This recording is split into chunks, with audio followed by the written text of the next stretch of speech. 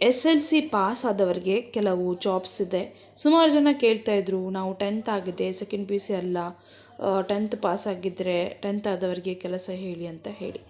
ಈಗ ಹಲವಾರು ಜಿಲ್ಲೆಗಳಲ್ಲಿ ಸುಮಾರು ಕೆಲಸಗಳಿವೆ 10th ಪಾಸ್ ಆದವರಿಗೆ, SLC ಆದವರಿಗೆ 1023 ಹುದ್ದೆಗಳಿವೆ ಈ 2026ನೇ ವರ್ಷದಲ್ಲಿ.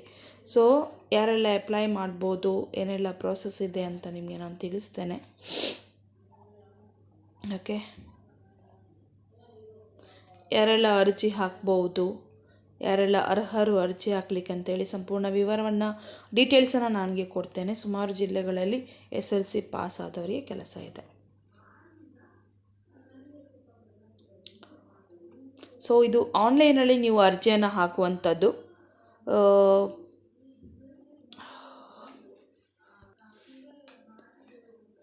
ಸೊ ಇಲ್ಲಿ ಹುದ್ದೆಗಳ ಸಂಖ್ಯೆ 1023. ಉದ್ಯೋಗ ಸ್ಥಳ ಅನ್ನೋದು ಕರ್ನಾಟಕದಲ್ಲಿ. ಓಕೆ, ತಿಂಗಳಿಗೆ ನಿಮಗೆ 10,000ದಿಂದ 29,380 ರೂಪಾಯಿ ಸಿಗ್ತದೆ ಸ್ಯಾಲರಿ. ಯಾವುದೆಲ್ಲ ಡಿಸ್ಟ್ರಿಕ್ಸ್ ಇದೆ, ಯಾವುದೆಲ್ಲ ಜಿಲ್ಲೆಗಳಲ್ಲಿ ಕೆಲಸ ಇದೆ 10ನೇ ತರಗತಿ ಪಾಸ್ ಆದವರಿಗೆ ಅಂತ ಹೇಳಿದರೆ, ಬಾಗಲಕೋಟೆ 15, ಬಳ್ಳಾರಿ 24, ಬೆಂಗಳೂರು GPO 2, ಬೆಳಗಾವಿ 26, ಬೆಂಗಳೂರು ಪೂರ್ವ 28, ಬೆಂಗಳೂರು ದಕ್ಷಿಣ 45, ಬೆಂಗಳೂರು ಪಶ್ಚಿಮ 14, ಬೀದರ್ 22, ಚನ್ನಪಟ್ಟಣ 27, ಚಿಕ್ಕಮಗಳೂರು 48, ಚಿಕ್ಕೋಡಿ 9, ಚಿತ್ರದುರ್ಗ 24, ದಾವಣಗೆರೆ 16, ಧಾರವಾಡ 19, ಗದಗ 14, ಗೋಕಾಕ್ 10, ಹಾಸನ 51, ಹಾವೇರಿ 17, ಕಲಬುರಗಿ 38, ಕಾರವಾರ 31, ಕೊಡಗು 41, ಕೋಲಾರ 45, ಕೊಪ್ಪಳ 14, ಮಂಡ್ಯ 43, ಮಂಗಳೂರು 22, ಮೈಸೂರು 17, ನಂಜನಗೂಡು 27, ಪುತ್ತೂರು 64, ರಾಯಚೂರು 34, ಬೆಂಗಳೂರು ವಿಂಗಡಣಾ ಪ್ರದೇಶ 7, RMS HB 1, RMS Q 2, Shivamogga 57, Sirsi 27, Tumakuru 62, Udupi 38, Vijayapura 27, Yadgir 15. So ಈ ರೀತಿ ನಿಮ್ಮ ಸ್ವಂತ ಜಿಲ್ಲೆಯಲ್ಲಿ ನೀವು ಕೆಲಸ ಮಾಡುವಂಥ ಅವಕಾಶ ಇದೆ. ಇದೊಂದು ದೊಡ್ಡ ಪ್ಲಸ್ ಪಾಯಿಂಟ್, ನಿಮಗೆ ಒಳ್ಳೆ ಆಪರ್ಚುನಿಟಿ ಕೂಡ. SLC ಪಾಸ್ ಆದವರಿಗೆ ಸುಮಾರು ಜಿಲ್ಲೆಗಳಲ್ಲಿ ಕೆಲಸ ಇದೆ. ನಾನು ಹೇಳಿದೆ ಅಲ್ವಾ, ಇದೆಲ್ಲ ಕರ್ನಾಟಕದ ಒಳಗೇನೆ. ಸೊ ಒಮ್ಮೆ ನೋಡಿ, ವೆಬ್ಸೈಟಿಗೆ ಹೋಗಿ ಯಾವ ರೀತಿ ಅಪ್ಲೈ ಮಾಡು ಅಂತ ಹೇಳ್ತೇನೆ ನಾನು. ಸೊ ನಿಮಗೆ ಎಷ್ಟು ಸ್ಯಾಲ್ರಿ ಇದೆ ಅಂತ ಇಲ್ಲಿ ನಾನು ಹೇಳ್ತೇನೆ. ಕೆಲವು ಪೋಸ್ಟಿಗೆ ಇಷ್ಟೇ ಸ್ಯಾಲ್ರಿ ಇದೆ. ಸೊ ಅದು ಕೊನೆಗೆ ನಿಮಗೆ ಎಕ್ಸ್ಪ್ಲೇನ್ ಮಾಡ್ತೇನೆ. ಫಸ್ಟ್ಗೆ ನಾವು ನೋಡುವ ಎಲಿಜಿಬಿಲಿಟಿ ಕ್ರೈಟೀರಿಯಾ, ಯಾರಿಗೆಲ್ಲ ಅರ್ಹತೆ ಇದೆ ಅಂತ ಹೇಳಿ ನೋಡುವ. ಅರ್ಹತೆಯದ್ದು ರೂಲ್ಸ್ ಎಲ್ಲ ಏನು ಅಂತ ನೋಡುವ. ಸೊ 10ನೇ ತರಗತಿ ಪಾಸ್ ಆಗಿರಬೇಕು. ಇದಕ್ಕೆ ಕನ್ನಡ ಭಾಷೆಯ ಜ್ಞಾನ ಇರಬೇಕು. ಕನ್ನಡದಲ್ಲೇ ಕೆಲಸ, ಇದು ಏನು ಕಷ್ಟದ ಕೆಲಸ ಅಲ್ಲ. ಮತ್ತು ಕನಿಷ್ಠ 18 ವರ್ಷ ಆದವರು, ಗರಿಷ್ಠ 40 ವರ್ಷ. ಓಕೆ, ಕೆಲವರಿಗೆ ಈಗ ಇದರಲ್ಲಿ 3 ವರ್ಷಕ್ಕೆ ಸಡಿಲಿಕೆ ಅಂದರೆ ಜಾಸ್ತಿ, ಇನ್ನೂ ಕೂಡ ಜಾಸ್ತಿ ವಯಸ್ಸಿಗೆ ಸ್ವಲ್ಪ ಸಡಿಲಿಕೆ ಮಾಡಿದ್ದಾರೆ. ಅಂದರೆ OBC ಅವರಿಗೆ 3 ವರ್ಷ ಎಕ್ಸ್ಟ್ರಾ ಕೊಟ್ಟಿದ್ದಾರೆ, 43 ವರ್ಷದವರು ಮಾಡ್ಬೋದು. SSC ಅಥವಾ ST ಇವರಿಗೆ 5 ವರ್ಷ ಸಡಿಲಿಕೆ ಮಾಡಿದ್ದಾರೆ ವಯಸ್ಸಿನಲ್ಲಿ, ಮತ್ತು 45 ವರ್ಷ ತನಕ. ನೆಕ್ಸ್ಟು PWE ಸಾಮಾನ್ಯ ವರ್ಗದವರು 10 ವರ್ಷ, ಮತ್ತು OBC ಅವರಿಗೆ 13 ವರ್ಷ, SC ST 15 ವರ್ಷ. ಹೀಗೆ ವಯೋಮಿತಿಯನ್ನು ನಿಮಗೆ ವಯಸ್ಸಿನ ಅಂತರದಲ್ಲಿ ಸಡಿಲಿಕೆಯನ್ನು ಮಾಡಿದ್ದಾರೆ. ಓಕೆ, ವರ್ಗದಲ್ಲಿ. ನೆಕ್ಸ್ಟ್ ಅಪ್ಲಿಕೇಶನ್ ಫೀಸ್, ಅರ್ಜಿ ಶುಲ್ಕ ಯಾವ ರೀತಿ ಇರ್ತದೆ. ಮಹಿಳಾ ಅಥವಾ SC ಅಥವಾ ST, PWB, ಟ್ರಾನ್ಸ್ವಿಮೆನ್ ಅಭ್ಯರ್ಥಿಗಳಿಗೆಲ್ಲ ಅರ್ಜಿ ಶುಲ್ಕ ಇಲ್ಲ. ಇಷ್ಟು ಜನರಿಗೆ ಫೀಸ್ ಇಲ್ಲ. ಓಕೆ, ಇತರ ಯಾರು ಕ್ಯಾಂಡಿಡೇಟ್ಸ್ ಅಭ್ಯರ್ಥಿಗಳಿದ್ದಾರೆ ಅಪ್ಲೈ ಮಾಡುವವರು ಈ ಜಾಬಿಗೆ 100 ರೂಪಾಯಿ ಉಂಟು. ಅರ್ಜಿ ಶುಲ್ಕವನ್ನು ನೀವು ಆನ್ಲೈನಲ್ಲೇ ಸಬ್ಮಿಟ್ ಮಾಡಬೇಕು, ಆನ್ಲೈನಲ್ಲೇ ಪಾವತಿಸೋದು ಅರ್ಜಿ ಶುಲ್ಕವನ್ನು, ಫೀಸನ್ನು. ಈಗ ಸೆಕ್ಷನ್ ಪ್ರೋಸೆಸ್, ಹೇಗೆ ನಿಮ್ಮ ಆಯ್ಕೆ, ಹೇಗೆ ನಿಮಗೆ ಸೆಲೆಕ್ಷನ್ ಮಾಡ್ತಾರಂತ ಹೇಳಿ. ಸೊ ಇಲ್ಲಿ ನಿಮಗೇನು ಪರೀಕ್ಷೆ ಎಕ್ಸಾಮ್ ಎಲ್ಲ ಏನಿಲ್ಲ, ನಿಮಗೇನು ಇಲ್ಲಿ ಟೆಸ್ಟ್ ಕೊಡಲಿಕ್ಕಿಲ್ಲ. 10ನೇ ತರಗತಿ ಅಂಕದ ಆಧಾರದ ಮೇಲೆ ನಿಮಗೆ ಸೆಲೆಕ್ಷನ್ ಮಾಡ್ತಾರೆ. ಎಷ್ಟು ಪರ್ಸೆಂಟೇಜ್ ಬಂದಿದೆ ಅದರ ಮೇಲೆ ಮೆರಿಟ್ ಪಟ್ಟಿಯನ್ನು ಒಂದು ರೆಡಿ ಮಾಡ್ತಾರೆ. ನಂತರ ನಿಮ್ಮ ಡಾಕ್ಯುಮೆಂಟ್ಸನ್ನೆಲ್ಲ ವೆರಿಫಿಕೇಷನ್ ಮಾಡಿ 10ನೇ ತರಗತಿದ್ದು ಆಧಾರ್ ಕಾರ್ಡ್ ಅದೆಲ್ಲ ವೆರಿಫಿಕೇಷನ್ ಎಲ್ಲ ಮಾಡಿ ಮತ್ತೆ ನಿಮಗೆ ಸೆಲೆಕ್ಷನ್ ಮಾಡ್ತಾರೆ. ಓಕೆ, ಈಗ ಹೇಗೆ ಅಪ್ಲೈ ಮಾಡುವಂತ ನೋಡುವ. How to apply. ಅರ್ಜಿ ಸಲ್ಲಿಸುವ ವಿಧಾನ ಇದೆ. ಸೊ ಮೊದಲು ನಿಮಗೆ ಒಂದು ನಾನು ಡಿಸ್ಕ್ರಿಪ್ಷನಲ್ಲಿ ಕೊಡ್ತೇನೆ ಇದರ ಬಗ್ಗೆ. ಸೆಲೆಕ್ಷನ್ ಆಗುವ ಮೊದಲು 2026 ಸಂಪೂರ್ಣವಾಗಿ ಎಲ್ಲ ಡೀಟೇಲ್ಸನ್ನು ನೀವು ಕರೆಕ್ಟಾಗಿ ಕೇಳಬೇಕು, ನಾನು ಕೊಟ್ಟಿರುವಂಥದ್ದು. ಫಸ್ಟಿಗೆ ನೀವು ಈ ಒಂದು ಪೋಸ್ಟಿಗೆ ಈ ಒಂದು ಅರ್ಜಿಯನ್ನು ಹಾಕಲಿಕ್ಕೆ ನೀವು ಅರ್ಹರ ಅಂತ ಅದು ಮೊದಲು ನೋಡಬೇಕು.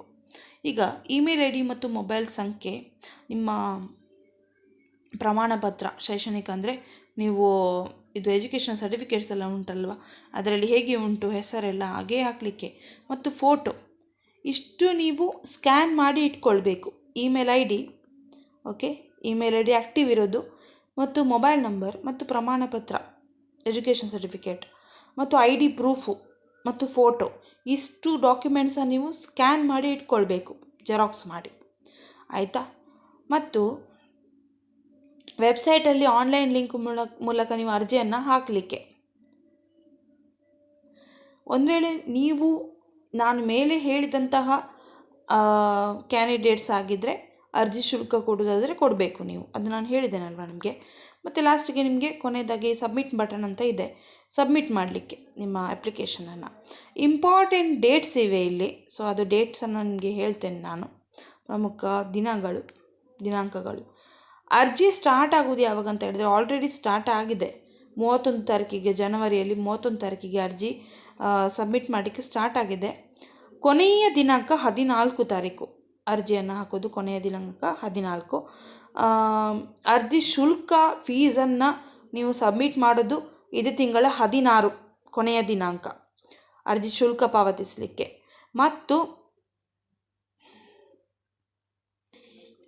ತಿದ್ದುಪಡಿ 18ರಿಂದ 19. ನಿಮಗೆ ಏನಾದರೂ ರಾಂಗ್ ಆಗಿದ್ದರೆ, ಪುನಃ ವೆರಿಫಿಕೇಷನ್ ಆಗಿ ಏನಾದರೂ ರಾಂಗ್ ಆಗಿದ್ದರೆ ಅಲ್ಲಿ ಅಷ್ಟು ದಿನ ನಿಮಗೆ ಕೊಡ್ತಾರೆ, 18ರಿಂದ 19. SLC ಆಗಲೇಬೇಕು, ಪರೀಕ್ಷೆ ಇಲ್ಲದೆ ತಮ್ಮದೇ ಜಿಲ್ಲೆಯಲ್ಲಿ ಒಂದು ಕೆಲಸ ಮಾಡುವಂಥ ಅವಕಾಶವಿದೆ. ಸೊ ಇಲ್ಲಿ ಎಂಥ ಕೆಲಸ ಅಂತ ಹೇಳಿದರೆ ಕರ್ನಾಟಕ ಅಂಚೆ ಕೆಲಸ. ಇದು ಅಂಚೆ ಅಂತ ಹೇಳಿದರೆ ನೀವು ಯಾವುದು ಇಲ್ಲಿ ವರ್ಕ್ ಮಾಡು ಅಂತ ಹೇಳಿದರೆ ಪೋಸ್ಟ್ ಮ್ಯಾನ್ ವರ್ಕ್ ನಿಮಗೆ. ಓಕೆ, ಪೋಸ್ಟ್ ಮ್ಯಾನ್ ಆಗಿ ಕೆಲಸ, ಕರ್ನಾಟಕ ಅಂಚೆ ವೃತ್ತದಲ್ಲಿ ನಿಮಗೆ ಕೆಲಸ ಪೋಸ್ಟ್ ಮ್ಯಾನ್ ಆಗಿ. ಸೊ ಇಲ್ಲಿ ನಾನು ನಿಮಗೆ ಡಿಸ್ಕ್ರಿಪ್ಷನಲ್ಲಿ ಲಿಂಕನ್ನು ಕೊಡ್ತೇನೆ, ಆನ್ಲೈನಲ್ಲಿ ಅರ್ಜಿಯನ್ನು ಹೇಗೆ ಹಾಕೋದಂತೇಳಿ ನಿಮಗೆ ಲಿಂಕನ್ನು ಕೊಡ್ತೇನೆ.